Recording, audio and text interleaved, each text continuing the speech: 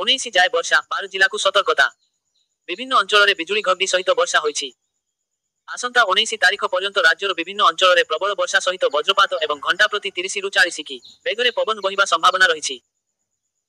ଚାନ୍ଦବାଲି, ଭୁବନେଶ୍ୱର, ପାରାଦୀପ, ଗୋପାଳପୁର, ପୁରୀ, ଅନୁଗୁଳ, ବାରିପଦା, ଝାରସୁଗୁଡା, କେନ୍ଦୁଝର, ସୁନ୍ଦରଗଡ଼, ଛତ୍ରପୁର, ବୌଦ୍ଧ, ନୟାଗଡ଼, ଖୋର୍ଦ୍ଧା, କେନ୍ଦ୍ରାପଡ଼ା, ଜଗତସିଂହପୁର, ବରଗଡ଼, ଯାଜପୁର, ଢେଙ୍କାନାଳ ଆଦି ଜିଲ୍ଲାରେ ବର୍ଷା ପବନ ହୋଇଛି। ଉତ୍ତର ପଶ୍ଚିମ ବଙ୍ଗୋପସାଗରରେ ଏକ ଘୂର୍ଣ୍ଣିବଳୟ ସକ୍ରିୟ ଥିବାବେଳେ ପୂର୍ବ ମଧ୍ୟପ୍ରଦେଶ, ବାଂଲାଦେଶ, ଛତିଶଗଡ଼, ଝାଡ଼ଖଣ୍ଡ, ପଶ୍ଚିମବଙ୍ଗରେ ଏକ ନିମ୍ନଚାପ ରେଖା ସୃଷ୍ଟି ହୋଇଛି। ଏହାର ପ୍ରଭାବରେ ଆସନ୍ତା 24 ଘଣ୍ଟା ମଧ୍ୟରେ ସୁନ୍ଦରଗଡ଼, କେନ୍ଦୁଝର, ଝାରସୁଗୁଡା, ବରଗଡ଼, ମୟୂରଭଞ୍ଜ ଏବଂ ବାଲେଶ୍ୱର ଜିଲ୍ଲାକୁ ବଜ୍ରପାତ ପାଇଁ ଅରେଞ୍ଜ ୱାର୍ଣ୍ଣିଂ ଜାରି କରାଯାଇଛି।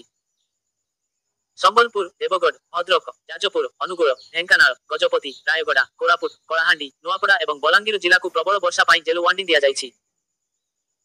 ସେହିପରି କେନ୍ଦ୍ରାପଡ଼ା, କଟକ, ଜଗତସିଂହପୁର, ପୁରୀ, ଖୋର୍ଦ୍ଧା, ନୟାଗଡ଼, ଗଞ୍ଜାମ, ସୁବର୍ଣ୍ଣପୁର, ବୌଦ୍ଧ, କନ୍ଧମାଳ, ନବରଙ୍ଗପୁର ଏବଂ ମାଲକାନଗିରି ଜିଲ୍ଲାକୁ ବିଜୁଳି ଘଡଘଡି ସହ ବର୍ଷା ନେଇ ପାଣିପାଗ ବିଭାଗ ପକ୍ଷରୁ ସତର୍କ ସୂଚନା ଜାରି କରାଯାଇଛି। ଆଜି ସର୍ବାଧିକ ତାପମାତ୍ରା ସମ୍ବଲପୁରରେ 42 ଡିଗ୍ରୀ ଥିବାବେଳେ ହୀରାକୁଦ 39.7, ସୁନ୍ଦରଗଡ଼ 38, ଝାରସୁଗୁଡା 39.6, ଭୁବନେଶ୍ୱର ଏବଂ କଟକରେ 36.2 ଡିଗ୍ରୀ ଲେଖାଏଁ ରହିଛି। ଆଗାମୀ ଦିନ ମଧ୍ୟରେ ଦିନ ତାପମାତ୍ରା 2 ରୁ 4 ଡିଗ୍ରୀ ପର୍ଯ୍ୟନ୍ତ ହ୍ରାସ ପାଇବାର ସମ୍ଭାବନା ରହିଛି।